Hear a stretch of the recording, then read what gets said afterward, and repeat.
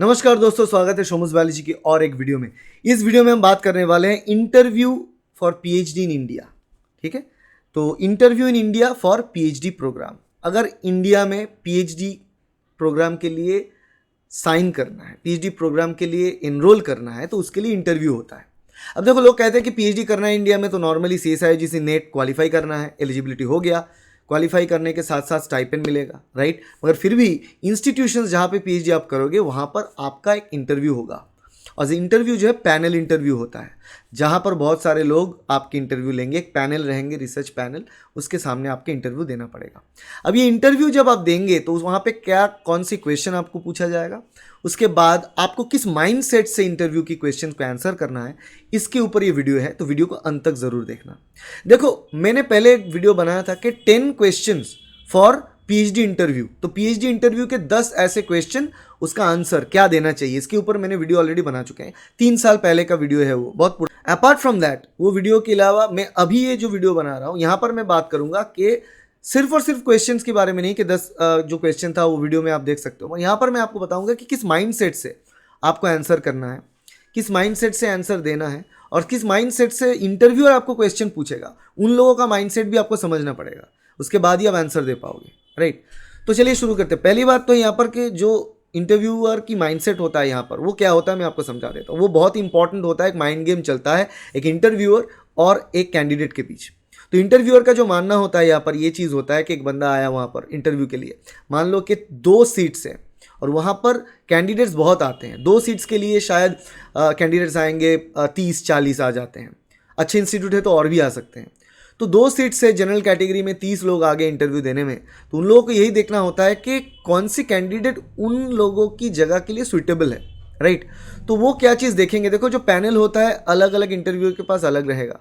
कभी हो सकता है कि आप पैनल में ऐसे बंदे आ जाए जहाँ पे मान लो कि आप अप्लाई कर रहे हो एक लैब पे, जो माइक्रोबायोलॉजी की लैब है, वहाँ पे माइक्रोबायोलॉजी के लिए अप्लाई कर रहे हो। वहाँ पर जो इंटरव्यूअर आ गए, शायद माइक्रोबायोलॉजी लैब से तो जो इंटरव्यूअर वो रहेंगे ही, उस वहाँ पर उसके अलावा भी, उनके अलावा भी कुछ कोई और रहेंगे, जैसे कि सेल बायोलॉजी लैब से रह सकते हैं लोग, बायोइन्फॉर्मेटिक्स लैब से रह सकते हैं। तो ये बहुत इंपॉर्टेंट होता है कि कौन कौन सी लैब से, कौन कौन से स्पेशलाइजेशन से इंटरव्यूअर आपके लिए मौजूद है, क्योंकि उसके ऊपर डिपेंड करता है कि आपको किस तरीके का क्वेश्चन पूछा जाएगा। अगर बायोइन्फो से आए हैं, बायोइन्फॉर्मेटिक्स लैब से आए हैं कोई, तो वो वहाँ से क्वेश्चन पूछ सकता है आपको। तो वो चीज़ आप में ध्यान में रहना चाहिए, ठीक है। अब उसके अलावा उन लोगों के पास क्या होता है कि जो बंदा यहाँ पे बैठा है उनको पूछा जाए कुछ क्वेश्चन, कुछ डिफ़ॉल्ट क्वेश्चन। अब उनका अप्रोच क्या रहेगा उस डिफ़ॉल्ट क्वेश्चन की तरफ, उसको देख के वो सब्जेक्टिव क्वेश्चन पूछते हैं। तो हम जो भी क्वेश्चंस पूछा जाता है, तो पहली दफ़ा बात कर लेते हैं यहाँ पर मेंटालिटी की। तो मेंटालिटी में आ गया पहली चीज़, जो इंटरव्यूअर है उनका मेंटालिटी ये रहता है कि हमें ऐसे लोगों को सिलेक्ट करना है जिनका पैशन हो रिसर्च वर्क। सिर्फ और सिर्फ वो रिसर्च वर्क पैसे कमाने के लिए नहीं कर रहा हो, क्योंकि पैसा तो जॉब में भी आएगा। रिसर्च वर्क क्यों करना चाहते हैं? क्योंकि वो रिसर्च में फोकस्ड है, राइट। तो अगर 5 साल के जगह ये पीएचडी 6 साल 7 साल भी खींच जाए, तो वो उसमें हेजिटेट नहीं करेगा, बोलेगा मेरा रिसर्च हो रहा है, अच्छा काम हो रहा है, मैं उसको पब्लिश करूंगा, अच्छे पेपर में तब्दील करूंगा, तो उसके लिए वो राजी रहेगा। तो ये चीज़, तो एक भूख होना चाहिए। ये चीज़ वो देखना चाहते हैं कि जो लोग वहाँ पे सामने बैठे हैं उनके भूख हो कि हाँ, रिसर्च वर्क में मैं इन्वॉल्व हूँ। दूसरा चीज़ जो होता है कि वो ये लैब जहाँ पे वो अप्लाई कर रहा है, या फिर इंस्टीट्यूट जहाँ पे वो अप्लाई कर रहा है, ये इंस्टीट्यूट में क्या काम हो रहा है, लैब में क्या काम हो रहा है, वहाँ से थोड़ा बहुत जो है उसको जानता हो।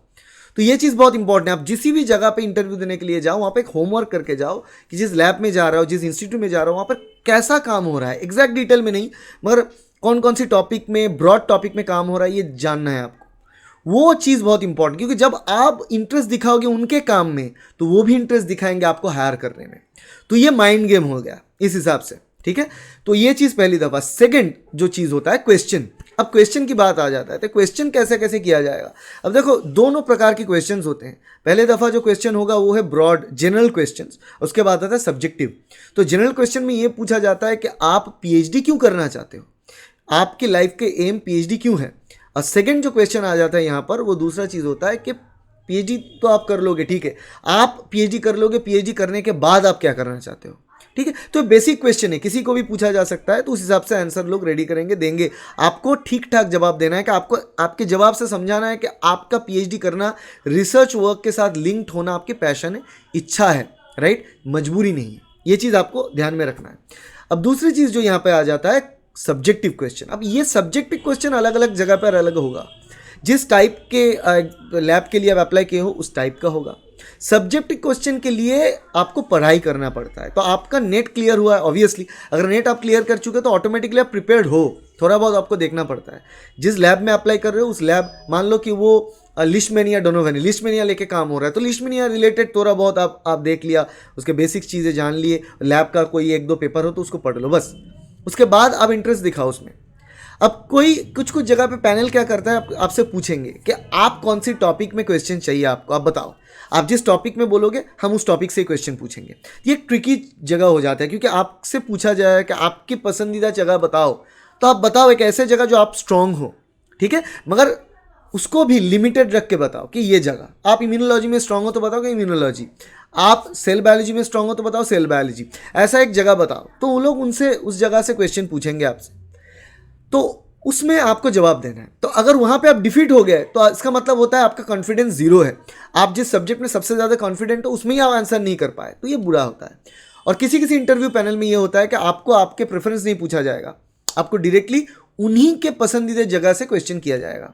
वहाँ पे आपका एडवांटेज थोड़ा रहता है, आप कह सकते हो कि सर ये तो मैं पढ़ के नहीं आया, मगर मैं आप लोगों की रिसर्च वर्क जो आप कर रहे हो वो मैं थोड़ा सा देख के आया था, ये मैं इंटरेस्टेड हूँ इसमें। तो वो लोग फिर से ड्राइव करके उसी जगह से क्वेश्चन आपसे पूछेंगे।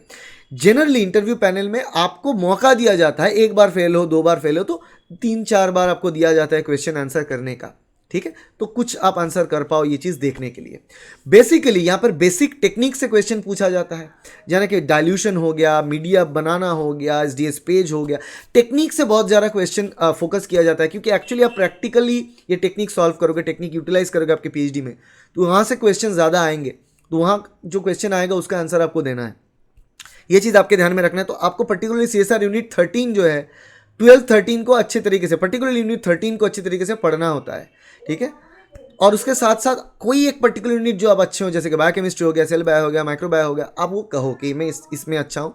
अच्छा हूँ मतलब इसमें ये मेरा फेवरेट है, अच्छा हूँ ऐसा नहीं, ये मेरा फेवरेट जोन है तो मैं ये ज़्यादा पढ़ता हूँ, तो वहाँ से आप आंसर करो। अब ये इंटरव्यू पैनल का दूसरा पड़ाव तो हो गया, मेंटल गेम हो गया, सेकंड क्वेश्चन हो गया। तीसरी चीज़ यहाँ पर, आखिरी चीज़ यहाँ पर जो होता है वो होता है एंड, और एंड में क्या आता है, क्वेश्चन। तो देखो अभी तक तो वो लोग आपसे क्वेश्चन पूछ रहे थे, तो वो भी आपको मौका दे सकते हैं कि आप भी कुछ क्वेश्चन पूछो आपके काम के बारे में। तो वहाँ पे भी आपको ऐसा क्वेश्चंस पूछना है जिससे कि पता चले कि आप इंटरेस्टेड हो उनके लैब में ज्वाइन करने के लिए। आप इंटरेस्टेड सिर्फ यही नहीं हो कि आपके उनके लैब में ज्वाइन करो, आप इंटरेस्टेड हो ये जानने के लिए कि उनके रिसर्च क्या अनफोल्ड करता है। क्योंकि जब वो इंटरेस्ट शो करोगे ना आप उन लोगों को, किसी भी बंदे को कहीं भी आप देखो कि उनके काम में अगर आप इंटरेस्ट शो करोगे तो उनको अच्छा फील होता है।